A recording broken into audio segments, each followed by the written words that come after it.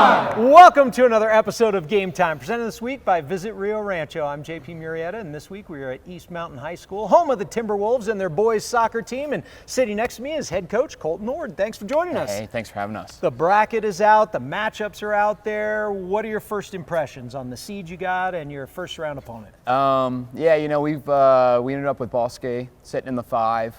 We kind of put ourselves in that situation with how our district played out, but we've seen Bosque before. We know them. We've had head-to-head results with them all year, so we kind of know what we need to fix as we go into this match and really focus on them this week. Yeah. Let's talk about Bosque, your first round opponent. You played to a 1-1 tie earlier this year, then you beat them 1-0. Is this about as evenly matched of an opponent as you can have in state? I think so, yeah. I like the draw. I like playing against them. We've gotten results this year. The last few years, they've always pulled results on us, but they've been tight matches. So. Let's talk about the season you guys have had. A great year, 14-4-2 on the season. How would you describe the year that you're having? It's been our best year yet. You know, as a program in whole for East Mountain, this is like the best winning season we've put together. The boys have just really bought into everything, which has been great. You know, we've been building on this for a few years now, and it's all coming together, and it's feeling like it's paying off all of our hard work. Did you expect this kind of year from this team? This is, yeah, kind of the preseason. I go through and chalk up what I think we might end up like, and we're one match off of my preseason predictions. So. All right. Yeah. Well, listen, you're Nostradamus predicting everything. I'm going to stick with you. Let's talk about these guys. Who's getting it done for you guys this year? You know, we've got Adric Dominguez in the net. This is his 3rd year starting as a junior. You know, so he's got over 60 matches at this point, which is awesome experience. Our backline's in a pretty similar spot. We have Ben Schwebke, Grayson Oakleaf playing our center backs, kind of pulling in our outside backs with them as well. Midfield really stepped it up this year. Noah Gomez, Xavier Hopkins, Rez Hadaberta, they've really been taking over that middle. And then the last few weeks when we've been finding our most success, Angelo Gutierrez has really stepped up and putting goals away. And, you know, we talk about it a lot. It takes a full squad to do what we're doing. And when you kind of look at who's scoring goals and the points, it's pretty spread. You know, a lot of teams you look at, it's 1 or 2 guys we key up on, but here we know everyone can put a ball away or find an assist. Do you feel like you're playing your best ball at this point in the year? I think the last 3-4 matches we've really strided into finding that. If you look at like our district results, the first time around district, not so ideal. We were sitting pretty low in the table and not scoring goals, not getting what we needed to get done, and this back half we've really been figuring it out. So I think we're getting a nice stride going into state.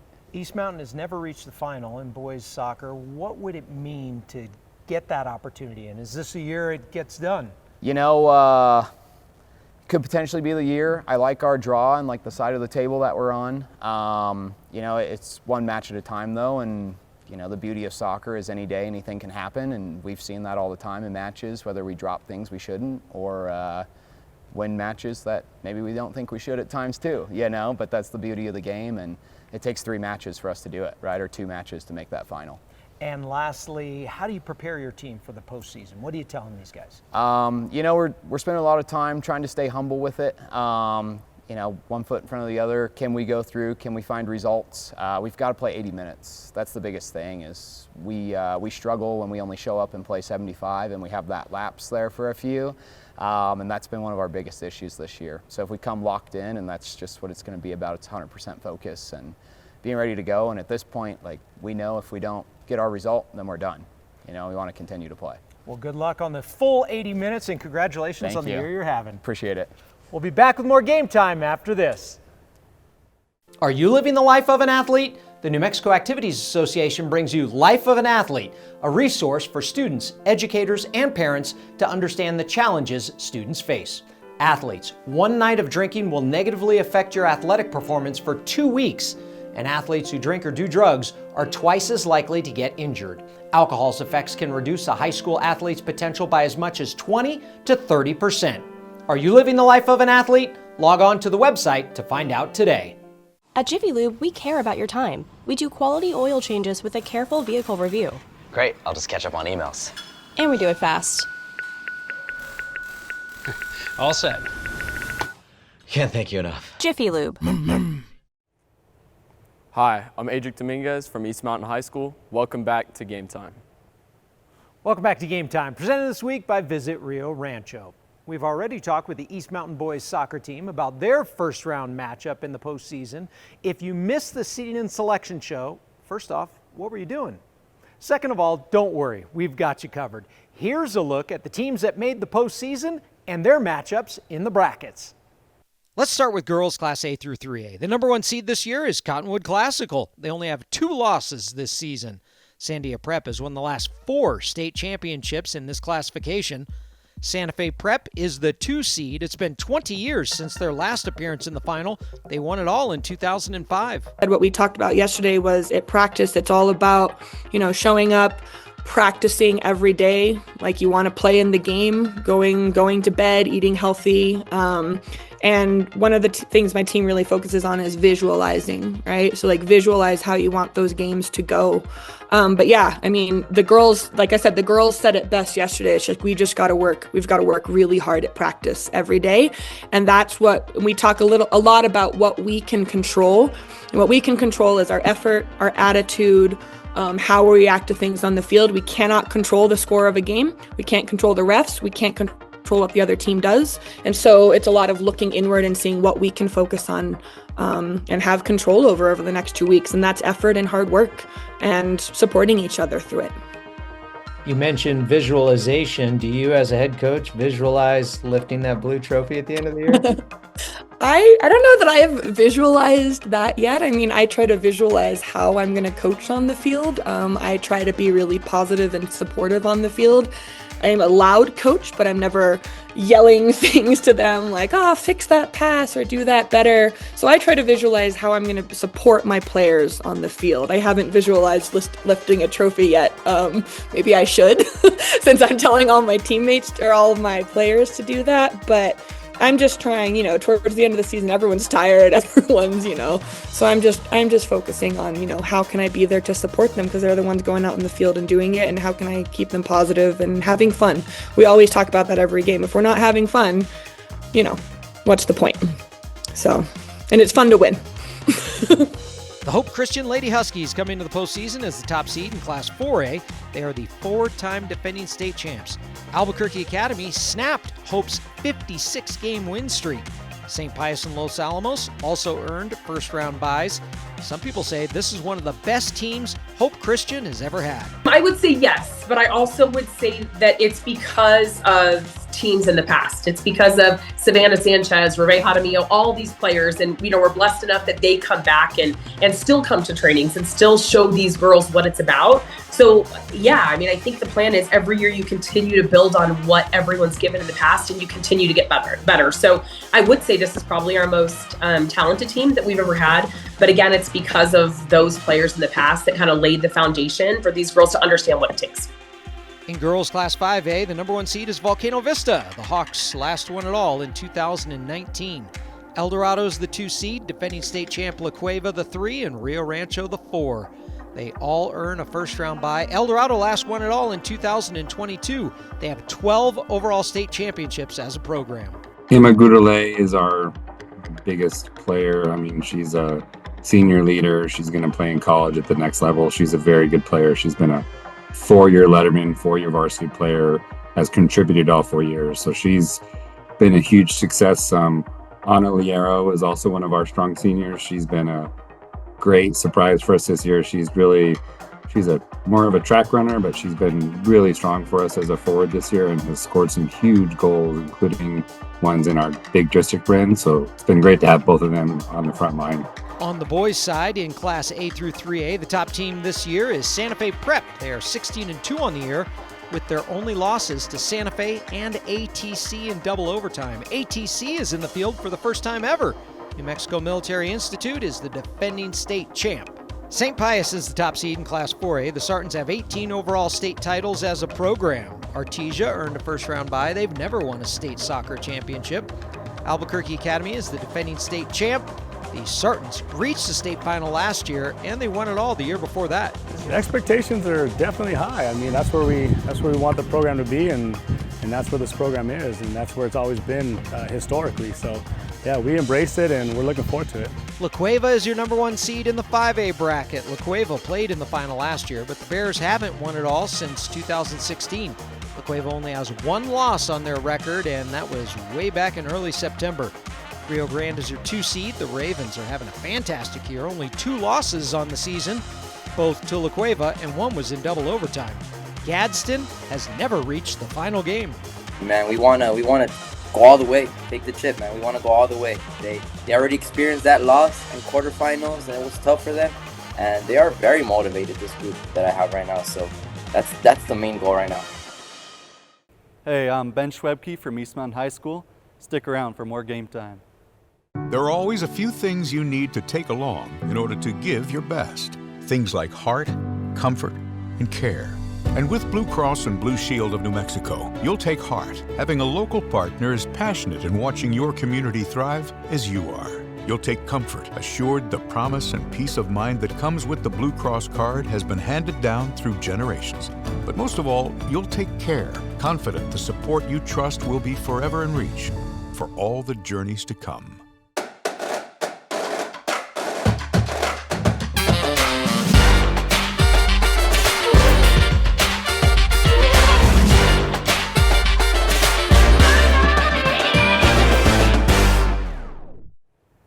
Hi, I'm Grayson Oakley from East Mountain High School, and welcome back to Game Time. Welcome back to Game Time, presented this week by Visit Rio Rancho. Let's switch gears from football to football. It's the last week of the regular season for most high school football teams. Here's a look at some of last week's winners, plus a look at the 6-man and 8-man football playoffs. Number 1 unbeaten Las Cruces continues to roll. The Bulldogs beat Carlsbad last week, 53-28. Danny Amaro rushed for 4 scores. Las Cruces will try to keep their record perfect this week against Centennial. Bryce Parra scored 3 times for top-ranked Artesia as the Bulldogs beat Goddard 24-14. Artesia is 8-1 with a home date against Mayfield on the calendar for Halloween night. Defending state champ Roswell jumped out to a 21-0 lead over Mayfield and never looked back in a 52-21 win. Roswell will wrap up the regular season against crosstown rival Goddard. Cleveland scored in every facet of the game against Volcano Vista, offense, defense, and special teams, as the Storm beat the Hawks 49-13. Cleveland will wrap up the regular season this week at rival Rio Rancho. The Rams took down Farmington last week 26-14. Their home game against the Storm will be for the district championship. The Sandia Matadors picked up a pivotal win over Albuquerque High 38-14. The Matadors have a must-win against Los Lunas this week. The Los Lunas Tigers beat Atrisco Heritage 55-14. Quarterback Luke Searmans threw for over 250 yards and 4 scores. The Tigers are 6-3 overall and 5-1 in district. St. Pius quarterback Isaiah Carpenter threw 4 TD tosses as the Sartans beat Valencia 62-12. St. Pius improves to 7-1 overall, and they will host Manzano this week. The Monarchs picked up a big win on Saturday against Silver, 36-25. Aiden Erickson with a pick 6 in this one. Manzano improved to 5-4 overall. Los Alamos running back Jordan Herrera rushed for 230 yards and a score in their 47-10 win over Valley. The unbeaten Hilltoppers try to cap off the perfect regular season against Miyamura. Arguably, the biggest upset of the week was Raton taking down previously unbeaten Santa Rosa 15-14.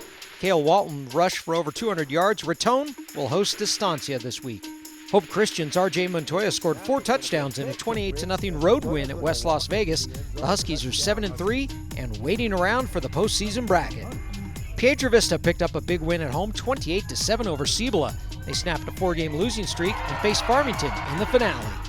Eunice quarterback Elijah Melanson threw for 273 yards and 3 touchdowns in their 53-8 win over Tularosa. Melanson is 88 yards away from 10,000 career passing yards. He should likely reach that mark this week against Jow. St. Michael's quarterback Kamal Stith accounted for over 230 yards of offense and 6 touchdowns as the Horsemen beat Powake 61-7. St. Michael's remains unbeaten. They wrap up the regular season against rival Robertson this week. In 6-man football, here are your postseason teams. Grady earned the number 1 seed. They open at home against Dora.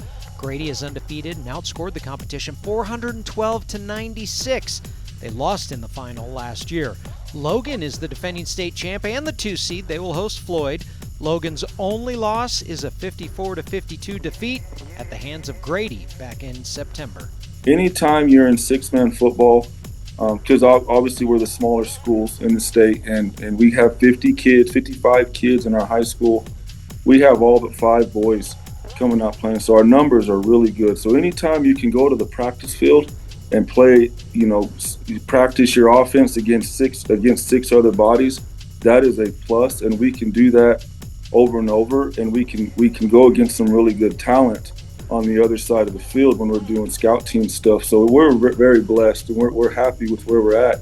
And we know that there's some other teams in the state that can't even do that because they got 10 to 9 kids on their team, and that's tough. That's a tough thing to do, but we're very blessed right now to be in a spot that we're in.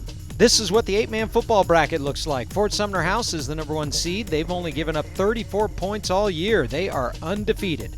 They last won it all in 2022. Fort Sumner House, Melrose, Tatum, and Mesilla Valley Christian all get first-round byes. Mesilla Valley reached the final last season. Melrose is the 2-time defending state champ. They've reached the final in 4 of the last 5 years. The Buffaloes have 15 state football championships to their name, and they have some talent once again. Jackson Odom, in my opinion, is the best 8-man football player in the state of New Mexico. I know there's some other good ones out there, but a lot of the coaches will tell you Jackson's been around since about his 8th grade year and just continues to shine. So he's going to be really relied on heavily down the stretch here. Here's a look at the latest Max Preps football polls.